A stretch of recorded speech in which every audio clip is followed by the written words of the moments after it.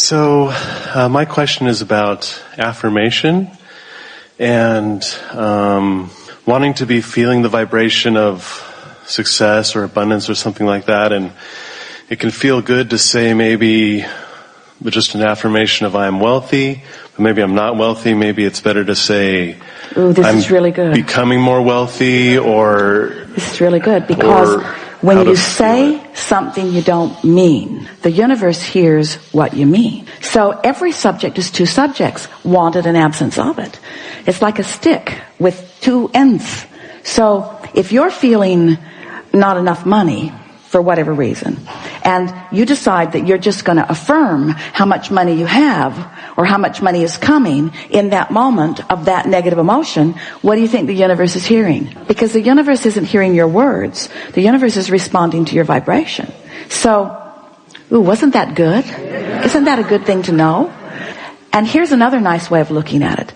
Do 100% of your affirming from the high-flying disc. And do no affirming from any other disc. Because it falls into the category of trying too hard and it just sort of activates something that you didn't mean to activate. That was really helpful too. Don't you think? Yeah, so sometimes affirming it feels like helps bring me up to a higher disc, and then other times it feels like it doesn't. Well, if it does, then do it, and if it doesn't, then don't. Okay. In other words, you can feel when you're trying too hard. We've talked about focus wheels and different things. The focus wheel is really an effective tool because, do you know about it? Esther draws it on a piece of paper and she puts two small circles in the center, one that says what she's reaching for, and then at the end she makes a stronger statement of what she feels she's achieved, and then about 12 circles around the edge. So she makes her statement of intent and then says something that doesn't compromise what she's going for. In other words, if you're saying, I'm wanting to be financially abundant, and the reason that you're doing the focus wheel is because you are really trying to focus yourself into more abundance. You've already asked the universe for it, but you're not really feeling it, and so you're doing a focus wheel in order to focus yourself into more abundance. As you say, all the money I want is flowing to me, as that's not something that you believe, then that statement has a backfiring. Now you're practicing the wrong end of the stick. You're saying something you don't mean, and the universe is hearing what you mean. And so if you keep affirming under those conditions, you will reinforce how not enough money you feel. Does that make sense to you? Oh, Abraham, this is hard. I'm just trying. So that's when we say start with something general. There is all manner of abundance around. Well, if you believe that, then you didn't contradict anything there. So you made a statement that allows you to still float on the high-flying disc or move in the direction of it. Abundance comes in lots of forms. We have abundance of sunshine. We have abundance of water. We have abundance. And don't say things you don't mean. If it's been cloudy for a month, don't say that. If you're in a drought, don't say that either. You see what we're getting at? You have to say what you mean that feels good when you say it. So you got to feel around and find those things, because what you're doing, you're establishing that first 17 seconds. And the first 17 seconds that you establish is what's going to keep the momentum going. And law of attraction will help you find the more and the more and the more and the more. So two things are your objectives. One is you want to be on the high-flying disc if you can. The other is you want to be as general as you can so that you're not compromised. And you want not to emphasize or add energy to, you do not want to affirm what you do not want. And so this is a little bit tricky thing that we are clarifying here. Sometimes by demanding what you want in feeling the absence of it, you affirm in opposition to what you mean to affirm. Esther had the most exhilarating experience a few weeks ago with these two little people that she loves more than life itself, her granddaughter and grandson. They went to the fair in Del Mar. And right from the beginning, they got off on different foots. Kate was blissed out. Luke, not so much. So the first thing that happened, Kate won on this spinning wheel, something she really, really wanted, because the man let her spin 3 times till she got what she wanted. Luke spun once and got something he didn't want and didn't get offered any more spins. Not fair, is it? So then off they went. The little games Luke plays basketball. He's really, really good at it. But there was a sort of rigged hoop. And Esther couldn't spend enough money to help him get one in. 3 more balls, please. 3 more balls, please. 3 more balls, please. 3 more balls, please. Kate threw it. First time. Went in. Freaky. She won a great big Pegasus. So beautiful. Pink and white. So as the day progressed, it was like that. Just more of the same. Kate won so many things that they had to make a trip to the car. They couldn't carry them all. And Luke said, it's like they don't want me to win. And Esther just observed. She wanted him to change his mood. She so wanted him to feel different than he did. She just wanted to shake him into happiness.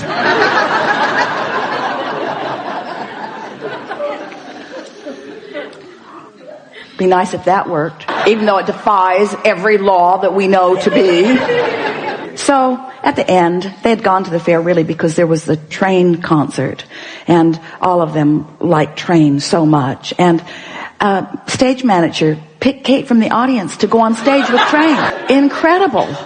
Incredible. And as Esther looked, happy, not happy, happier, less happy, happy, happy, happier, unhappier, unhappier, unhappier, unhappier. It was the most remarkable experience. And nothing could be done. That's not the time to have the teaching moment, is it? Not with anybody else and not with you either. And then the concert was over. It was almost time to leave the fair. The band played its last number.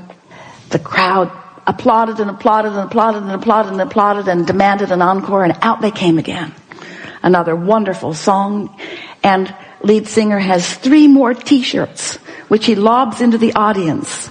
And Kate gets one of them. And so, as Esther watched this, because sometimes Kate is Luke, and sometimes Luke is Kate, and sometimes Esther is Kate, and sometimes Esther is Luke. In other words, we do not want Luke to seem synonymous with being out of the vortex, because he isn't out of the vortex. He isn't off his high-flying disc. He just was that day. And everything reflected his mood. And everything reflects your mood too. And so we want you to take one day at a time and to recognize that this is the day, this is the moment that is your point of attraction. And in this moment that is your point of attraction, how you doing? And if you're doing all right, then affirm. If you're not doing all right, then do something about doing all right. And sometimes the best thing that you can do about feeling better than how you're feeling is take a nap. Sometimes that's the best choice. Or take a walk. Don't call that friend that you vent to. Don't vent. Don't verbalize. Don't affirm. Don't affirm with your words. Don't affirm with your mind. Don't affirm with your fist. Don't affirm. Don't affirm unless you're sure you're on the high-flying disc. It is our promise to you. As you know the difference, and you do. And when you're on the high-flying disc, you get more and more specific. And when you're on less than high-flying discs, you become less and less and less specific. In other words, the less specific you are, the sooner that path dries up. The more specific you are, the more you open the valve, you open the pipe. So, open your pipes generally. When you're sure they're open, then talk more about it, give it more airtime, more examples, remember more things. Have you ever opened a pipe just a little bit and every bad thing that ever happened to you flooded into your mind? You got that pipe wide open, didn't you? And all the stuff that you do not want flows into your experience. You ever opened a good feeling pipe? And everything that you want flows into your experience. It seems like a good time to talk about how things move from vibration into tangible. Yeah. Through the pipe. But how does it happen? How does it happen? How does it come? So you're on that vibrational wavelength.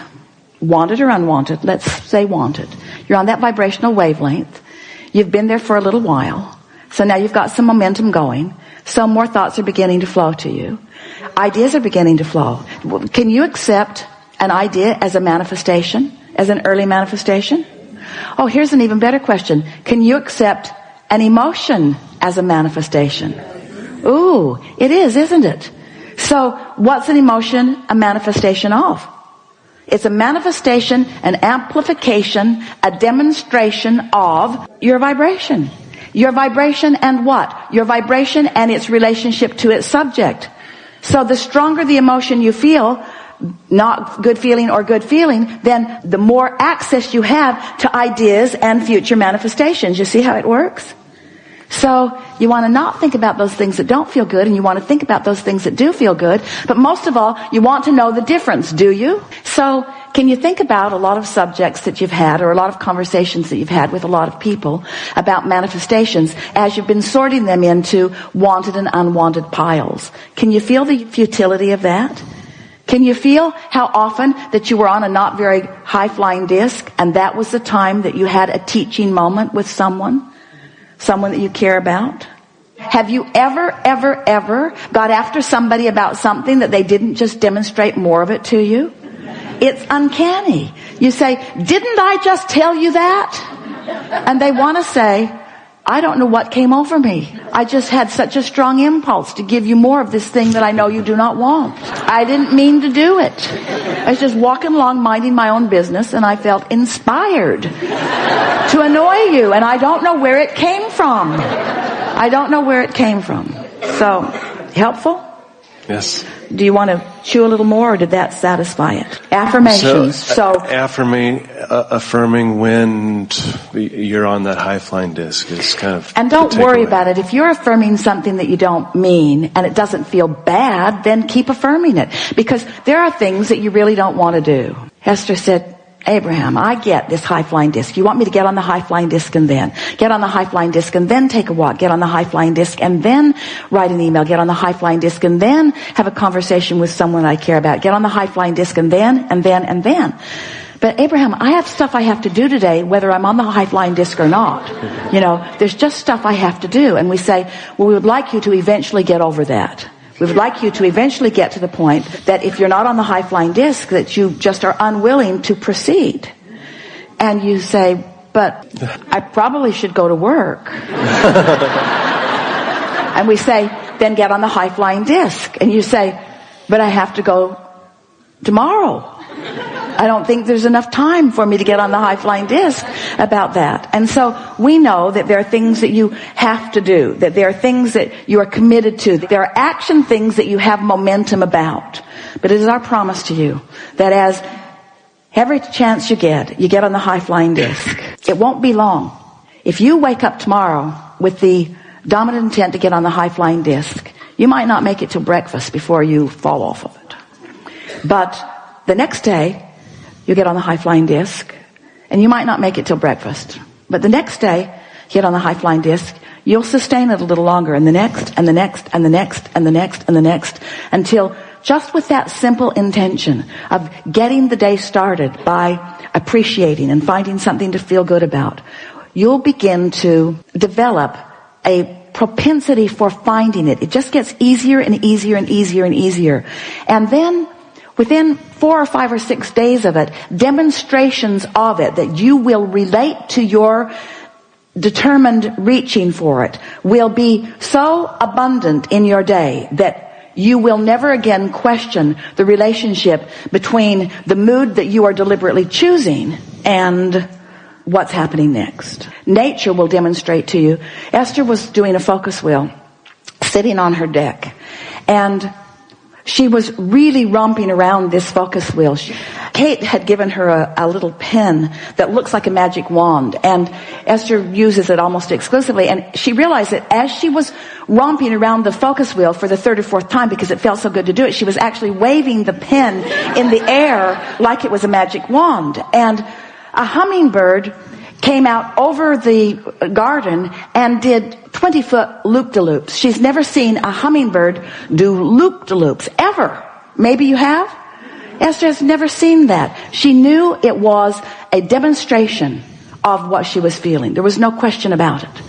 So it's not the kind of demonstration you want if you're looking for $100,000 tomorrow, we know. But through the path of least resistance, the demonstrations will come in the form of strangers first, because you don't have any pipes about strangers. Strangers first. First emotion demonstrates. Then ideas demonstrate. Then nature demonstrates. Then strangers demonstrate. Then people you know. Do or don't. Helpful? Very much. Yeah. Thank you. Really good.